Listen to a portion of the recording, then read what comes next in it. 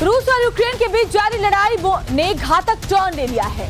Ukraine में रूस की तरफ से जारी एक तरफा युद्ध विराम रविवार को 36 घंटे बाद खत्म कर दिया, जिसके बाद रूस ने हमले ज्यादा तेज किए और 600 से ज्यादा यूक्रेनी सैनिकों को मारने का दावा किया है। हालांकि अब इस हमले को लेकर यूक्रेन ने कोई बयान जारी नहीं किया। दावा किया जा रहा है कि रूस ने 2 बिजली घरों पर हमला किया और इस दौरान उन्होंने यूक्रेन सेना पर रॉकेट से अटैक किया। रूस ने दावा यह भी किया कि 600 से ज्यादा यूक्रेनी सैनिकों के मारने से उसने पिछले हफ्ते डोनबास के माकीवका में अपने 89 सैनिकों की हत्या का बदला ले लिया है। नेटो और पश्चिमी देशों की माने तो रूस की यूक्रेन में कई मोर्चों पर पकड़ ढीली हो रही है, जबकि अमेरिका और पश्चिमी देशों से मिल रहे हथियारों की मदद से यूक्रेन युद्ध में मैदान में लगातार भारी पड़ रहा है।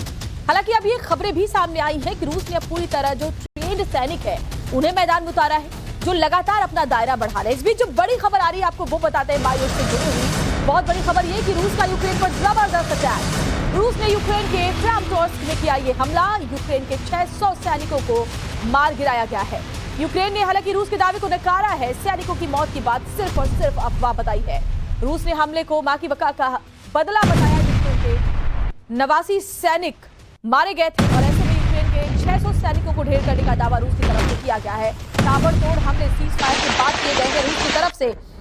हालांकि आपको ये भी बता दें कि जब ये सीज फायर कहा गया रूस की तरफ से, यूक्रेन इसमें नहीं रुका था। यूक्रेन लगातार हमले कर ही रहा था और ऐसे में बड़ी खबर ये कि ये तस्वीर आप देखिए जहां ताबड़तोड़ हमलों को अंजाम दिया गया है रूस की तरफ से और दावा यह किया जा रहा है कि सैकड़ों यूक्रेनी सैनिकों को रूस ने मार गिराया है।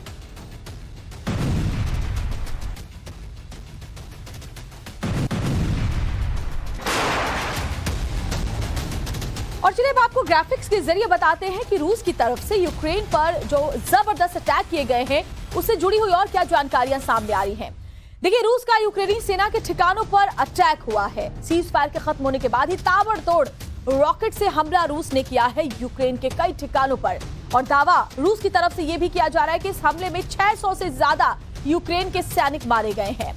यूक्रेन के 2 पावर स्टेशन को निशाना बनाने का दावा भी रूस की तरफ से किया जा रहा है और खासतौर पर पावर स्टेशन को निशाना बनाने का मतलब यह है कि इस खून जमा देने वाली सर्दी में सबसे ज्यादा जो परेशानी हो वो सिविलियंस को हो और इसकी वजह से जो रूस की सेना है वो लगातार पावर स्टेशन को निशाना बना रही है। अपने सैनिकों की हत्या का बदला लेने की बात रूस की तरफ से कही गई है। ये भी बड़ी खबर हम आपको बताएं।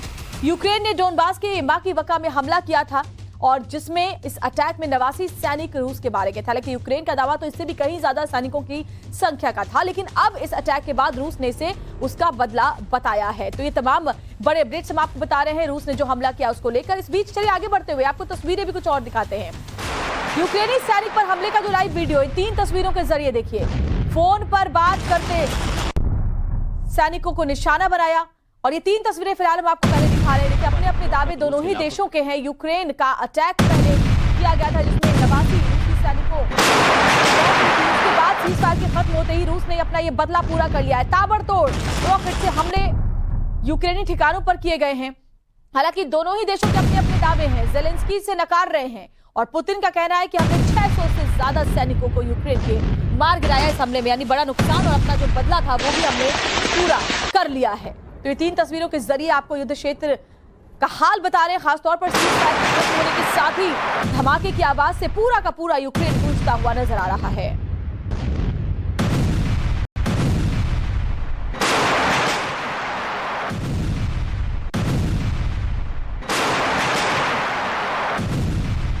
तो बदले की आग में रूस झुलस रहा था। जैसे उसके 89 सैनिकों की मौत हुई थी उसके बाद से लगातार इस तरह के हमले प्लान किए जा रहे थे। तो एक और तस्वीर अब आपको दिखाते हैं। यूक्रेनी सैनिक पर हमले का लाइव वीडियो आपको दिखाते हैं। फोन पर बात करते सैनिक को निशाना बनाया है। दरअसल बंकर पर खड़े होकर फोन पर यह सैनिक बात कर रहा था और जब आप ये तस्वीरें देखेंगे तो दिल दहल जाएगा कि कैसे सैनिकों को निशाना बनाया जा रहा है। ये देखिए, यूक्रेनी सैनिक जो बंकर पर खड़े होकर बाहर निकल करके फोन पर बात कर रहा था और तभी उसके ऊपर यह अटैक होता है और वो नीचे जमीन में गिर जाता है। कुछ ऐसी तस्वीरें पहले भी सामने आई थी और जैसे रूसी सैनिकों को टारगेट करना वो भी उसका भी बड़ा कारण फोन पर बात करना ही था। और ये देखिए कैसे ये जो सैनिक है बंकर से अपने आप को बाहर निकाल के फोन पर बात करता है और तभी पीछे से एक हमला होता है और यूक्रेनी सैनिक वहीं पर गिर जाता है।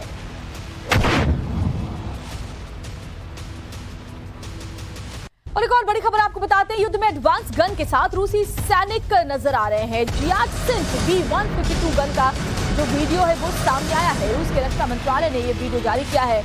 यानी जो एडवांस गन है, अत्याधुनिक हथियार है, उनका भी इस्तेमाल अब रूसी सैनिक कर रहे हैं, क्योंकि ये जो पूरा का पूरा युद्ध क्षेत्र है वो ऐसे ही धमाकों से गूंज रहा है। और रूस ने साफ कर दिया है कि अभी हम और भी ज्यादा हथियार अपने सैनिकों को देंगे, ताकि वो दोगुनी गति से इस लड़ाई को और आगे बढ़ा सकें। क्योंकि पश्चिमी देशों से जो मदद यूक्रेन को मिल रही है, उसके जवाब में रूस भी जियासिंथ B152 गन को लेकर के आगे बढ़ते हुए नजर आ रहे हैं। ये बेहद अत्याधुनिक हथियार है, ये खतरनाक गन है जो दुश्मन पर सीधा अटैक करता है। इसकी रेंज बहुत ज्यादा है, इसकी क्षमता बहुत ज्यादा है, और इस रूस के रक्षा मंत्रालय ने वीडियो जारी किया है।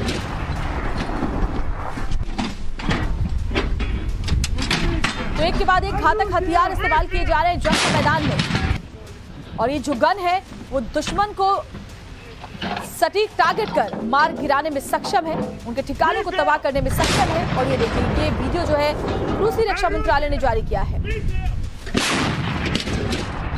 दोनों ही देशों की तरफ से एक दूसरे के ऊपर प्रेशर डालने की वजह से ये जो वीडियोस हैं दोनों देशों की तरफ से जारी किए जाते हैं, और ऐसे वीडियोस को जारी करने का मकसद यही है कि सामने वाली सेना का जो मनोबल है उसे गिराना। इस बीच एक और बड़ी खबर सामने आ रही है, यूक्रेनी सेना का रूसी सैनिकों पर बड़ा हमला।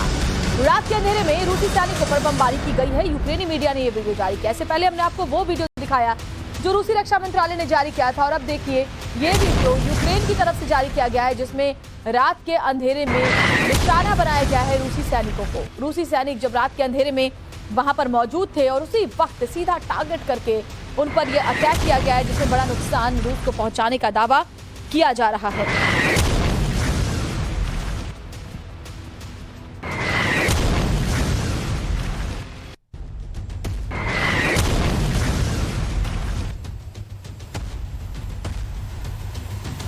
और इस बीच एक और बड़ी खबर आपको बताते हैं, रूस ने यूक्रेन पर अग्नि वर्षा की है। खेर्सोन में रूसी सेना ने बम बरसाए हैं।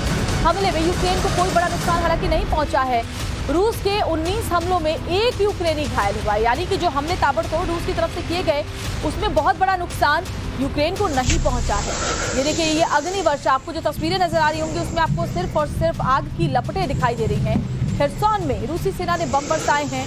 हालांकि जो टारगेट था वो सटीक बैठता हुआ नजर नहीं आया, क्योंकि यूक्रेन को कुछ खास नुकसान इस हमले में पहुंचा नहीं। 19 हमले रूस की तरफ से किए गए, जिसमें बताया जा रहा है कि सिर्फ एक यूक्रेनी चोटिल हुआ है।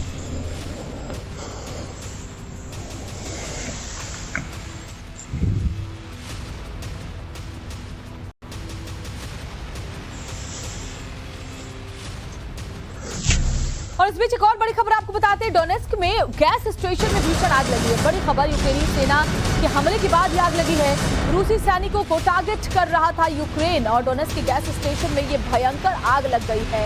ये तस्वीरें आप देखेंगे जहां ये गैस स्टेशन है, और ये देखिए काले धुएं का गुबार आपको चारों तरफ नजर आ रहा है। इस जद में ये गैस स्टेशन आ गया, जिसके बाद यहाँ सब कुछ धुआं धुआं नजर आ रहा है।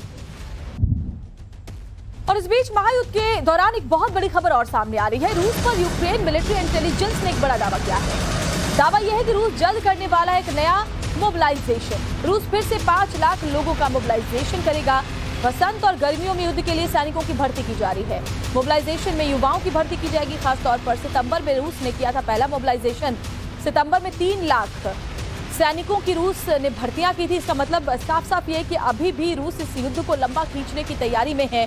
और क्योंकि अब जब जैसे ही विंटर खत्म होगा, उसके बाद बसंत आएगा और फिर गर्मियां आएंगी, तो उसके बाद भी जाहिर तौर पर जो सैनिकों की जरूरत है वो रूस को आगे भी पड़ेगी, क्योंकि बड़ा नुकसान जान का भी रूस को उठाना पड़ा है। अपने मिलिट्री ऑफिसर्स को उसने भी गंवाया है। ऐसे में जो भर्तियां हैं वो रूस करने की कोशिश कर रहा है। हालांकि देखना होगा कि क्या इस मोबिलाइजेशन में जो लोग हैं वो शामिल होते हैं, क्योंकि युवा अब रूस की सेना में शामिल होना नहीं चाहते।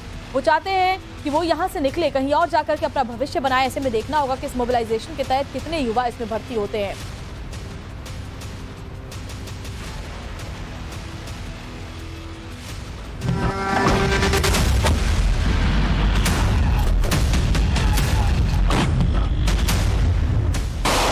क्या पुतिन फिर से नया मिलिट्री मोबिलाइजेशन करने वाले हैं?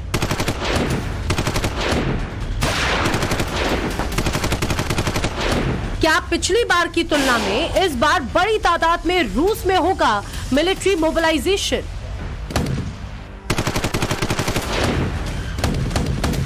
कभी सीज फायर तो कभी सैन्य लामबंदी।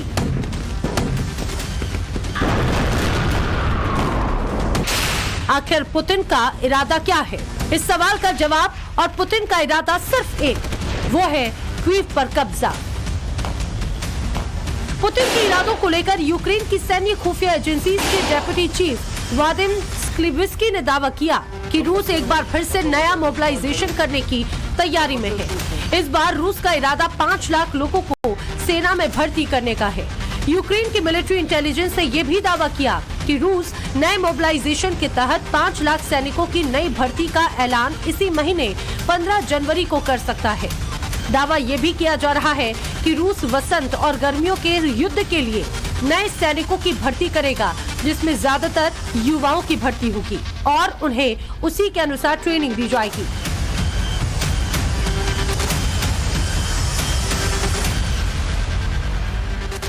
डोनेट्स्क समेत कई मोर्चों पर रूस की आर्मी को मात खानी पड़ी है। उसकी भरपाई के लिए रूस नए सिरे से अटैक का प्लान कर रहा है, जिसमें नए मिलिट्री मोबिलाइजेशन की अटकलों ने जोर पकड़ रखा है। Bureau report, times now Navbharat. दरअसल यूक्रेन की मिलिट्री इंटेलिजेंस ने रूस के नए मोबिलाइजेशन को लेकर क्या दावे किए हैं वो भी हम आपको चलिए बता देते हैं। रूस के मोबिलाइजेशन पर यूक्रेन ने बड़ा दावा किया है। दावा क्या है? दावा ये है कि रूस 5 लाख लोगों का मिलिट्री मोबिलाइजेशन करने वाला है, भर्तियां करने वाला है। वसंत और गर्मियों के युद्ध के लिए रूस नए सैनिकों की भर्ती अभी से कर रहा है ताकि उनको बाकायदा ट्रेनिंग देकर के उन्हें तैयार किया जा सके। 15 जनवरी को दूसरे सैन्य मोबिलाइजेशन का ऐलान भी संभव है। यूक्रेन के पूर्व और दक्षिण में हमले तेज करने का ये पूरा का पूरा प्लान है, जिसके तहत ये मोबिलाइजेशन किया जाएगा। यूक्रेनी मिलिट्री इंटेलिजेंस के दावे पर रूस का बयान, नया सैन्य मोबिलाइजेशन फिलहाल करने का हमारा कोई इरादा नहीं है। यानी रूस ने इसे नकारा है, लेकिन यूक्रेन इस दावे को लेकर के पूरी तरीके से आश्वस्त है। इधर यूक्रेन की मिलिट्री इंटेलिजेंस एजेंसी ने एक और दावा किया है। इस बार जो रूस नया मोबिलाइजेशन करेगा, इसके जरिए वो यूक्रेन के पूर्वी और दक्षिण बॉर्डर पर हमले तेज करेगा। जी हाँ, ये भी समझिए। और चलिए मैप के जरिए हम आपको समझाते हैं कि पुतिन का जो मोबिलाइजेशन का पार्ट 2 प्लान है वो क्या है। इसके जरिए आप समझ सकते हैं कि किन इलाकों से यूक्रेन पर बढ़त बनाने का जो प्लान है वो एक्टिव करेंगे। पुतिन का मोबिलाइजेशन पार्ट 2 का जो प्लान है पूर्वी बॉर्डर है। पूर्वी बॉर्डर कहां पर है ये देखिए, यहाँ पर आप जो देख रहे हैं खार्किव, डोनेट्स्क, ये सब कुछ, ये तमाम जो इलाके हैं ये ईस्टर्न बॉर्डर में आते हैं, जिसमें कि खार्किव, डोनेट्स्क देख रहे हैं, ज़पोरिज़िया आप देख रहे हैं, ये सब आते हैं पूर्वी बॉर्डर में। यानी कि रूस से सटा हुआ जो इलाका आता है वो आता है पूर्वी बॉर्डर में, और इस पर अब हमले और ज्यादा तेज होंगे। हालांकि डोनेट्स्क में ज्यादातर इलाकों में पहले से ही रूस ने कब्जा कर रखा है। इसके अलावा अगर हम दक्षिण की बात करें, दक्षिण बॉर्डर की बात करें, तो यहाँ पर क्या क्या आता है वो देखिए, हम आपको दिखा रहे हैं। यहाँ पर आता है ओडेशा और खिरसौन, ये आप दक्षिण बॉर्डर की तस्वीर देख रहे हैं। और यहाँ पर ओडेशा और खिरसौन पर भी अब हमले रूस की तरफ से इस मोबिलाइजेशन के बाद ज्यादा तेज किए जाएंगे।